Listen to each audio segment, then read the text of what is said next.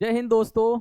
आज हम class 10th के साइंस के most important objective question clear कराने वाले हैं, वो भी सेट 2 यानी सेट 1 के हमने करा दिए हैं, सेट 2 ये तुम्हारा चल रहा है। ठीक है, मोस्ट इंपोर्टेंट रहने वाले हैं, आप लोग अच्छे तरीके से लगा लेना। क्लियर है? तो हम लोग आगे बढ़ते हैं और एक एक से क्वेश्चन को सॉल्व करते हैं। चलिए देख लीजिए क्वेश्चन यहाँ पर क्या कह रहा है। जिन अभिक्रियाओं में ऊष्मा का अवशोषण होता है, ये कौन सी अभिक्रियाएं होती हैं? ठीक है, ये कह रहा है जिन अभिक्रियाओं में ऊष्मा का अवशोषण होता है, ऐसी अभिक्रियाएं जो ऊष्मा को अवशोषित करती हैं, उन्हें हम ऊष्मा शोषी अभिक्रियाएं कहते हैं। ध्यान रखना। तो देख लीजिए, ऊष्मा छेपी अभिक्रियाएं, संयोजन अभिक्रियाएं, ऊष्मा शोषी अभिक्रियाएं, वाष्पीकरण अभिक्रियाएं। ऊष्मा का अवशोषण हो रहा है तो ऊष्मा शोषी अभिक्रियाएं इसका राइट आंसर हो जाएगा। क्लियर है? यहां तक चीजें समझ में आई मेरे लाल बाल गोपाल। अब हम लोग इसी क्रम में आगे बढ़ते हैं अगले क्वेश्चन की तरफ। निम्नलिखित में कौन सी धातु उभयधर्मी ऑक्साइड बनाती है? Sodium, calcium, aluminium, copper. बताइए क्या होगा भाई, क्या हो जाएगा इसका राइट आंसर? एल्यूमिनियम हो जाएगा, लगा देना। क्लियर है? ध्यान रखना। तो उभयधर्मी ऑक्साइड क्या होता है मैं आप लोगों को बता देता हूं। ठीक है, जब अम्ल और क्षार आपस में क्रिया करके लवण तथा जल का निर्माण करते हैं तब उसे हम लोग क्या कहते हैं? उभयधर्मी ऑक्साइड कहते हैं। क्या कहते हैं? उभयधर्मी ऑक्साइड कहते हैं। इसकी एक रिएक्शन हम लोग आपको करा देते हैं, जैसे 2HCl हाइड्रोक्लोरिक अम्ल, 2NaOH यहां पर लिख दिया, सोडियम हाइड्रोक्साइड यानी ये क्षार लिख दिया। क्लियर? इसकी रिएक्शन कराएंगे तो क्या हो जाएगा? 2NaCl हो जाएगा, प्लस में 2H2O हो जाएगा। क्लियर है? तो यहाँ पर कहीं ना कहीं लवण और जल का निर्माण हो रहा है, तो इस तरीके से इसका एक उदाहरण हो जाएगा उभयधर्मी ऑक्साइड का। तो रिएक्शन इस तरीके से आप लोग बना सकते हैं। आगे यहां तक समझ में? तो इसका एल्यूमिनियम आपको राइट आंसर करना होगा। चलिए आगे हम लोग देखते हैं, अगले क्वेश्चन की तरफ बढ़ते हैं। अगला क्वेश्चन यहाँ पर क्या दे रहा है? मानव नेत्र में उपस्थित लेंस होता है। तो ध्यान रखना, ये तो अच्छे तरीके से आप लोग याद कर लेना भाई। उत्तल लेंस होगा। क्या होगा? उत्तल लेंस होगा, यानी उत्तल लेंस अवतल लेंस कोई नहीं, दोनों लेंस भाई उत्तल लेंस होगा। क्या होगा? उत्तल लेंस होगा। इसी को आप लोग ध्यान रखना, राइट आंसर उत्तल लेंस। क्लियर? चलिए आगे बढ़ते हैं अगले क्वेश्चन की तरफ। यहां पर देखते हैं, विद्युत धारा का ऐसा ही मात्रक होता है। ध्यान रखना, विद्युत धारा का फॉर्मूला क्या होता है मैंने आपको बताया। क्या होता है भाई? I बराबर में Q/T होता है। Q का मात्रक कूलम होगा, इसका मात्रक सेकंड होगा। तो कूलम प्लस सेकंड ये भी कर सकते हैं, या फिर धारा का मात्रक एम्पियर भी कर सकते हैं। क्या कर सकते हैं? एम्पियर भी कर सकते हैं मेरे लाल बाल गोपाल, एम्पियर भी लगा सकते हैं। क्लियर है? तो यहां पर ऑप्शन देख लीजिए, क्या कह रहा है भैया? विद्युत धारा का ऐसा ही मात्रक, जूल बोल रहा है, वाट, वोल्ट, एम्पियर। तो इसका राइट आंसर क्या हो जाएगा? एम्पियर हो जाएगा। क्लियर है? तो इस तरीके से आप लोग लगा लेना, है ना। चलिए आगे हम लोग बढ़ते हैं, अगले क्वेश्चन की तरफ देखते हैं। अगला क्वेश्चन यहां पर क्या दे रहा है? किस प्रमुख वायु प्रदूषक, यानी वायु प्रदूषक जो गैसें होती हैं जो वायु को प्रदूषित कर देती हैं, ठीक है, हानिकारक गैसें होती हैं जो मनुष्य के लिए बहुत ही ज्यादा हानिकारक रहती हैं, फेफड़ों में सांस लेने में दिक्कतें आती हैं, जिससे कैंसर जैसे भयानक रोग उत्पन्न हो जाते हैं। ठीक है, तो ये सभी गैस आपको दिख रही होंगी, नाइट्रोजन ऑक्साइड है, सल्फर ऑक्साइड है, सल्फर डाइऑक्साइड है, कार्बन मोनोऑक्साइड, ये सब हानिकारक गैसें होती हैं। इसीलिए इसलिए आप लोग अच्छे से समझ लीजिए। ठीक है, ध्यान रखना आप लोग। क्लियर? चलिए, किस प्रमुख वायु प्रदूषक गैस की अधिकता से, यानी अधिकता से इसकी मात्रा ज्यादा हो जाए, है ना, फेफड़ों का कैंसर होने से खतरा बढ़ जाता है। यानी फेफड़ों में जो फेफड़े होते हैं ना, फेफड़े होते हैं, फेफड़े क्या हो जाते हैं? इफेक्टेड हो जाते हैं, जिसके द्वारा कैंसर जैसे रोग उत्पन्न हो जाते हैं। समझ में आया? तो यहाँ पर कौन सी है भैया, कौन सी गैस है यहाँ पर? नाइट्रोजन ऑक्साइड है, सल्फर डाइऑक्साइड है, कार्बन मोनोऑक्साइड है और उपर्युक्त सभी। तो यहाँ पर इसका राइट आंसर आपको लगाना है नाइट्रोजन ऑक्साइड। क्लियर है? नाइट्रोजन ऑक्साइड ये बड़े बड़े उद्योग होते हैं, जो वाहन होते हैं, वहां से ये निकलती है। ठीक है, तो वायु में अगर ये इसकी मात्रा ज्यादा हो जाती है और लोग इसके संपर्क में ज्यादातर रहते हैं तो उनको कैंसर हो जाता है। ठीक है, जो उनके जो फेफड़े होते हैं वो कहीं ना कहीं इफेक्टेड हो जाते हैं, तो उनको कैंसर हो जाता है। ठीक है, ये सल्फर डाइऑक्साइड ये भी हानिकारक गैसें होती हैं। कार्बन मोनोऑक्साइड ये भी हानिकारक होती हैं, कहीं ना कहीं इफेक्टेड इनका रहता है, सांस लेने में दिक्कतें आती हैं। ठीक है, समझ में आया? कार्बन मोनोऑक्साइड यानी जो वाहनों का जो धुआं होता है, लकड़ी को जलाते हैं या जो टायरों को जलाते हैं, ठीक है, तो जो धुआं होता है बड़े बड़े कारखानों से जो धुआं निकलता है उसमें कार्बन मोनोऑक्साइड, है ना, तो ये सारी चीजें यहाँ पर वाहनों के धुएं में भी कार्बन मोनोऑक्साइड पाया जाता है, इसलिए ध्यान रखना, ये भी हानिकारक गैसें होती हैं। क्लियर है? तो यहाँ पर सबसे ज्यादा जो इफेक्ट डालता है, कैंसर उत्पन्न करता है फेफड़ों में, तो वो कौन सा होता है? नाइट्रोजन ऑक्साइड होता है। ठीक है, NOO2, NO2। क्लियर है?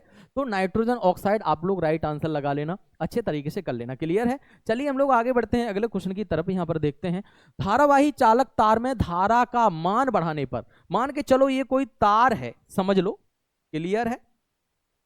अच्छे से समझ में आ जाएगा भाई, ये तार है, इसमें धारा बहा रहे हैं, ठीक है। मान के चलो इसमें 10 एम्पियर धारा बह रही है, हम 10 एम्पियर की जगह पर इसमें धारा का मान बढ़ा देते हैं, 20 एम्पियर कर देते हैं। कितना कर देते हैं भैया? 20 एम्पियर कर देते हैं। जब हम धारा बहाएंगे तो इसके चारों ओर क्या उत्पन्न हो जाएगा मेरे लाल वाल गोपाल? इसके चारों ओर चुंबकीय क्षेत्र भी उत्पन्न हो जाएगा। समझ में आया? जब किसी चालक में विद्युत धारा प्रवाहित की जाती है तो उस चालक के चारों ओर चुंबकीय क्षेत्र उत्पन्न हो जाता है। समझ में आ रहा है? तो चुंबकीय क्षेत्र, जब कम धारा प्रवाहित होगी तो कम चुंबकीय क्षेत्र उत्पन्न होगा, जब अधिक धारा प्रवाहित होगी तो अधिक चुंबकीय क्षेत्र उत्पन्न होगा। ये चीजें आप लोग समझ लो। तो यहां पर देखिए, धारावाही चालक तार में धारा का मान बढ़ाने पर चुंबकीय क्षेत्र का मान बढ़ जाता है, घट जाता है, अपवर्तित रहता है, प्रतिरोध बेटा बढ़ जाएगा। क्या होगा? क्या होगा भैया? बढ़ जाएगा। आ गया रे समझ में? ठीक है, चलिए समझते हैं ये क्या होगा भैया? बढ़ जाएगा। चुंबकीय क्षेत्र का मान बढ़ेगा, धारा का मान बढ़ाने पर चुंबकीय क्षेत्र का मान भी बढ़ जाएगा। इसी को ध्यान रखना आप लोग, ठीक है। चलिए अगला क्वेश्चन, रिक्त स्थानों की यहाँ पर पूर्ति की बात ये कर रहा है, रिक्त स्थानों की पूर्ति करना है, ठीक है, समझ लो। देख लीजिए इसका क्या हो जाएगा, यहां पर करा देते हैं। क्लियर? हमारे शरीर में कोश के स्तर पर भोजन का दहन डॉट डॉट डॉट कहलाता है। यानी हमारे शरीर में जब भोजन खाते हैं तो उसका ऑक्सीकरण होता है और ऑक्सीकरण के द्वारा ऊर्जा प्राप्त होती है, यानी ऊर्जा उत्पन्न होती है, ठीक है। तो उसका अपन लोग ऑक्सीकरण भी बोल सकते हैं, राइट आंसर ऑक्सीकरण भी बोल सकते हैं। क्लियर है? और इस क्रिया को हम लोग क्या कहते हैं भैया? कोशिकीय श्वसन भी इसको बोल सकते हैं। क्या बोल सकते हैं? मैं यहाँ पर लिख देता हूं, कोशिकीय श्वसन भी अगर आप लिखे आओगे ना फिर भी कोई दिक्कत नहीं है। कोशीय श्वसन आप लिखे आओगे फिर भी कोई दिक्कत आने वाली नहीं है, क्योंकि इस क्रिया को कोशिकीय श्वसन भी कहते हैं। ठीक है, समझ में आया यहां तक?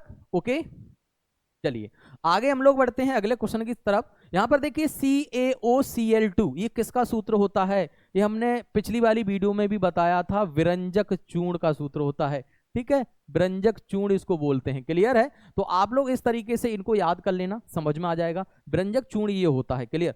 चलिए अगले क्वेश्चन की तरफ यहाँ पर अपन लोग बढ़ते हैं, जल्दी जल्दी यहाँ पर क्लियर करते हैं तो ये चीजें समझ में आ जाएगा। देखिए, 2 या 2 से अधिक धातुओं का समांगी मिश्रण डॉट डॉट डॉट कहलाता है। यानी 2 या 2 से अधिक धातुएं हैं, आपस में मिला दीजिए, क्या बन जाएगा? मिश्र धातु यहाँ पर बन जाएगी। क्या बन जाएगी भैया? मिश्र धातु यहाँ पर बन जाएगी। क्लियर है? इसको हम लोग क्या कहेंगे? मिश्र धातु इसको बोल देंगे। क्लियर? चलिए, श्वसन प्रक्रिया के दौरान निकलने वाली डॉट डॉट डॉट गैसें चूने के पानी को दूधिया कर देती हैं। श्वसन के द्वारा जो बाहर जो गैस निकाली जाती है हम लोग बाहर निकालते हैं, अंदर जो लेते हैं ऑक्सीजन लेते हैं, यानी O2 है। O2 गैस को यानी ऑक्सीजन को अंदर लिया जाता है, सांस लेते हैं जब, ठीक है। जब सांस को बाहर छोड़ते हैं अपन लोग, बाहर निकालते हैं तो CO2 रहता है, यानी कार्बन डाइऑक्साइड वहां पर रहता है। तो श्वसन की प्रक्रिया के दौरान निकलने वाली, यानी यहाँ पर कितना आएगा? CO2 आ जाएगा। CO2 आ जाएगा, यानी कार्बन डाइऑक्साइड। जो गैसें कार्बन डाइऑक्साइड जो गैसें होती हैं वो चूने के पानी को क्या कर देती हैं? दूधिया कर देती हैं। क्लियर है? तो CO2 आप लोगों को यहाँ पर भरना होगा। चलिए अगले क्वेश्चन की तरफ यहाँ पर हम लोग बढ़ते हैं। वाहनों में पीछे के दृश्य को देखने के लिए दर्पण का आवर्धन 1 से डॉट डॉट होता है, कम होता है भैया। क्या होता है? कम होता है। क्लियर है? कम होगा। अगर ये बोल देता कि वाहनों में पीछे का दृश्य देखने के लिए किस दर्पण का उपयोग किया जाता है, किस दर्पण का उपयोग करते हैं, तो हम लोग कर देते भैया, क्या कर देते? उत्तल दर्पण कर देते। क्लियर है? उत्तल दर्पण हो जाता। आकाश का रंग नीला प्रकाश के डॉट डॉट डॉट के कारण दिखाई देता है। तो ध्यान रखना, प्रकीर्णन के कारण, ये आपको याद होना चाहिए। प्रकाश के प्रकीर्णन के कारण आकाश का रंग नीला दिखाई देता है। ये प्रकाश के प्रकीर्णन की एक घटना होती है, जिसके कारण क्या होता है? जो प्रकाश है, जो नीला रंग है, वो फैल जाता है, क्योंकि सूर्य के प्रकाश में 7 रंग होते हैं। तो नीले रंग का प्रकीर्णन सर्वाधिक हो जाता है, जिससे वायुमंडल में फैल जाता है, और फैलने के कारण हमको जो आकाश है वो नीला दिखाई देता है। आया समझ में? इस तरीके से चलिए आगे हम लोग बढ़ते हैं, अगले क्वेश्चन की तरफ आगे बढ़ते हैं। ठीक है बबुआ, समझ में आ गया? ओके, चलिए देखते हैं यहाँ पर निम्नलिखित कथनों के सत्य अथवा असत्य यहाँ पर लिखना है। राइट और सही और गलत की यहाँ पर पहचान करना होगा। क्लियर? यहाँ पर देखिए, आयोडीन एक चमकीली अधातु है, बिल्कुल राइट है, ये ध्यान रखना, बिल्कुल सही है, चमकीली अधातु है ये। ओके, चलिए आगे बढ़ते हैं। मनुष्य में XX लिंग गुणसूत्र होते हैं। भाई एक्स एक्स मनुष्य में नहीं होते हैं, ये स्त्रियों में होते हैं। मनुष्य में एक्स और वाई होते हैं, तो कहीं ना कहीं ये गलत होने वाला है, इसका गलत कर देना आप लोग। ठीक है, एड्रेनालाइन हार्मोन अग्नाशय द्वारा स्त्रावित होता है, ध्यान रखना भाई ये अग्नाशय द्वारा स्त्रावित नहीं होता है, अग्नाशय से तो इंसुलिन हार्मोन स्त्रावित होता है, इसी को आप लोग याद रख लेना। ठीक है, क्योंकि जो एड्रेनालाइन जो हार्मोन है ना, ये तुम्हारा एड्रेलिन ग्रंथि से स्त्रावित होता है, इस चीज को आप लोग ध्यान रखना। ठीक है, तो अग्नाशय से नहीं होगा, क्योंकि अग्नाशय से इंसुलिन हार्मोन स्त्रावित होता है। क्लियर है, तो कहीं ना कहीं ये गलत होने वाला है। आगे यहां तक समझ में क्लियर है। चलिए आगे हम लोग बढ़ते हैं, अगले क्वेश्चन को भी देखते हैं। परिपथ में प्रतिरोधक को बदलने के लिए रिओस्टेट का उपयोग किया जाता है। देखो रिओस्टेट क्या है, एक प्रकार का उपकरण होता है जिसके द्वारा परपथ में जो प्रतिरोधक होता है उसको बदलने के लिए प्रयुक्त किया जाता है, तो कहीं ना कहीं ये राइट होने वाला है। क्लियर है, चलो देखते हैं। उत्पादक, उपभोक्ता और अपघटक अजैविक घटक हैं। नहीं भैया, जैविक घटक हैं, लेकिन यहाँ पर अजैविक की बात कर रहा है, क्योंकि ये जैविक हैं, जैविक, और यह बोल रहा है अजैविक, तो कहीं ना कहीं ये गलत हो जाएगा। समझ में आया? क्लियर है, ऐसे क्वेश्चन समझ में आ रहे हैं? ठीक है, मोस्ट इंपोर्टेंट रहने वाले हैं, बस आप लोग अच्छे तरीके से देख लीजिए। ठीक है, कोई दिक्कत होने वाली नहीं है, क्लियर हो जाएंगे तुम्हारे ऑब्जेक्टिव क्वेश्चन, साइंस के भी क्लियर हो जाएंगे, मैथ के भी चल रहे हैं, और ठीक है मैथ के भी आप लोग लगा लेना, कोई दिक्कत नहीं। चलो आगे बढ़ते हैं। यहाँ पर देखिए, यहाँ पर क्या कह रहा है भाई, क्या कह रहा है भाई, क्या कह रहा है मेरे लाल वाल गोपाल, क्या कह रहा है? ठीक है, दिख रहा है, ओके। चलिए, यहाँ पर कह रहा है विद्युत परपथ की सुरक्षा के लिए, विद्युत परपथ की सुरक्षा के लिए, विद्युत परपथ जल ना जाए, जलने से बचाने के लिए, करंट की अत्यधिक मात्रा परपथ में बहने लगती है, उसको नियंत्रित करने के लिए, परपथ को बचाने के लिए। ठीक है, तो विद्युत परपथ की सुरक्षा के लिए प्रयुक्त उपकरण का नाम क्या है? उसके साथ हम लोग फ्यूज तार जोड़ देते हैं, फ्यूज वायर जिसको हम लोग कहते हैं। क्लियर है, समझ में आया? एक उपकरण होता है जो किसी परपथ में अत्यधिक धारा के मान को नियंत्रित कर देता है, यानी रोक देता है, जिससे जो उपकरण है वो बच जाते हैं। ठीक है, समझ में आया यहां तक? क्लियर, चलो आगे हम लोग बढ़ते हैं, देखते हैं भैया अगला क्वेश्चन। उस लेंस की शक्ति क्या होगी जिसकी फोकस दूरी 1 मीटर है? यहां पर देख लीजिए, आप लोगों को फॉर्मूला तो पता होना चाहिए कि P बराबर 1/F होता है। क्लियर है, लेंस का सूत्र, लेंस की क्षमता का सूत्र यही होगा। अब यहां पर देखिए कि P बराबर यहां पर 1/1 मीटर हो गया, दूरी 1 मीटर दे रहा है, जब हम लोग भाग देंगे ना तो 1 ही आएगा, तो 1D आएगा ना, क्या आएगा भाई? 1D आएगा। D का मतलब क्या होगा? डायोप्टर होगा। इसका मतलब इसका राइट आंसर यहाँ पर क्या हो जाएगा? डायरेक्टली अपन को भरना होगा, तो डायरेक्टली आप लोग भर देंगे भाई, कितना भर दोगे? 1D भर देना। क्लियर है, 1D। 1D का मतलब क्या होगा भाई, आप लोगों को पता होगा, D का मतलब डायोप्टर। लेंस की क्षमता यानी लेंस की जो शक्ति है, ठीक है, तो लेंस की शक्ति कितनी हो जाएगी? D हो जाएगी, 1D हो जाएगी, डायोप्टर। क्षमता, क्षमता का मतलब शक्ति। क्लियर है, तो इस तरीके से आप लोग कर लेना, 1D इसका राइट आंसर हो जाएगा, 1D। क्लियर, चलिए आगे हम लोग बढ़ते हैं अगले क्वेश्चन की तरफ। तारों का टिमटिमाना किस घटना का उदाहरण है? तो कुछ नहीं है भैया, प्रकाश का अपवर्तन इसमें कर देना, प्रकाश का अपवर्तन इसमें कर देना। क्लियर है, प्रकाश के अपवर्तन के कारण, ठीक है, प्रकाश का अपवर्तन इसमें कर देना। क्लियर हो जाएगा। प्रकाश का अपवर्तन के कारण है ना भाई, जो तारे हैं वो टिमटिमाते हुए नजर आते हैं। चलो अगले देखते हैं। विद्युत आवेश की यहां पर बात कर रहा है, किसकी बात कर रहा है? विद्युत आवेश की इकाई लिखिए। इकाई का मतलब क्या होता है? मात्रक होता है, तो मात्रक आपको पता होगा, आवेश का मात्रक कूलम होता है। क्या होगा भैया? कूलम होगा। क्लियर है, तो कूलम इसका राइट आंसर हो जाएगा।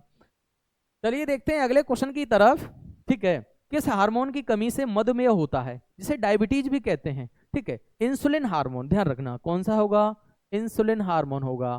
क्लियर है, इंसुलिन हार्मोन होगा। ठीक है, इंसुलिन हार्मोन में यहां पर लिख देता हूं, insulin hormone. Clear, insulin hormone की कमी से, ठीक है, मधुमेह रोग यानी डायबिटीज हो जाता है। ठीक है, समझ में आया? ये चीजें आप लोग समझ लो। ठीक है, शर्करा की मात्रा है वो बढ़ जाती है, और जो इंसुलिन हार्मोन है वो शर्करा की मात्रा को नियंत्रित करता है। ठीक है, इसी को ध्यान रखना। ठीक है, चलिए आगे हम लोग बढ़ते हैं अगले क्वेश्चन की तरफ। किस प्रतिक्रिया में किसी तत्व द्वारा इलेक्ट्रॉनों की हानि को कहते हैं? क्या कहते हैं भैया, इलेक्ट्रॉनों की हानि यहाँ पर लिख देते हैं, डायरेक्टली लिख देते हैं, ठीक है। क्या कहते हैं, किस प्रतिक्रिया में किसी तत्व द्वारा इलेक्ट्रॉनों की हानि को क्या कहते हैं, ऑक्सीकरण, ठीक है। क्या होगा भैया, ऑक्सीकरण, ठीक है। तो ये आप लोग इस तरीके से याद कर लेना। आगे यहाँ तक समझ में किसी कोई दिक्कत नहीं है, मुझे बता सकते हैं, ठीक है। तो इसी तरीके से हम लोग ऑब्जेक्टिव क्वेश्चन क्लियर कराने वाले हैं। कल हम सेट 3 के ऑब्जेक्टिव क्वेश्चन लेके आएंगे। आज हमने सेट 2 के कराए हैं, सेट 1 के हमने करा दिए हैं। बस लगातार इनको देखते रहिए और पेपर में कहीं ना कहीं यहाँ से ही आप लोगों को मिल जाएगा। ओके, ठीक है। तो आज के लिए इतना ही काफी है। Thank you so much.